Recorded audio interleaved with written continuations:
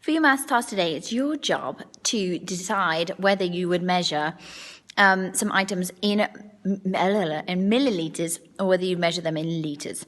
So I know, for example, a bathtub is quite a big space to fill.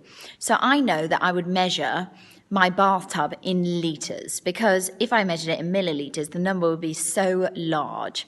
So I would measure my bathtub in litres, whereas I would measure my cup of water in milliliters. So hopefully that tells you a little bit about the scale, milliliters and litres.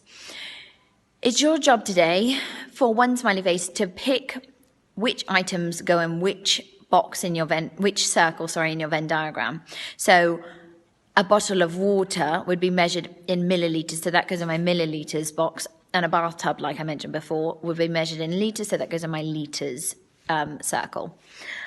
For two smiley faces, it's your job to have a bit of fun, really, and to design your own smoothie, but you need to design it for your whole entire family. So if you're making a smoothie for everyone in your whole entire family, how much milk or how much yogurt or how much water might you need? How much juice might you need?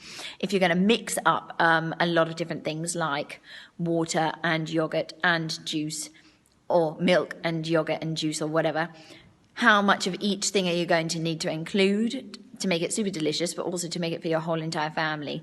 What is your recipe going to look like, and how many milliliters or how many liters might you need to make your smoothie for your whole entire family? So that's your job. For three smiley faces, it's your job to predict whether it makes more sense to measure the total capacity of these items in milliliters or liters. So I've given you a bunch of kind of problem-solving tasks. So you've got 6 water glasses. If I added up all of the water in 6 glasses, do we think it would be more than a litre, in which case we measure it in litres? Or do you think it'd be less than a litre, so would we measure it in milliliters? Have an estimate, have a guess, predict first, and then you can actually measure it out and see if you're right or if you're wrong.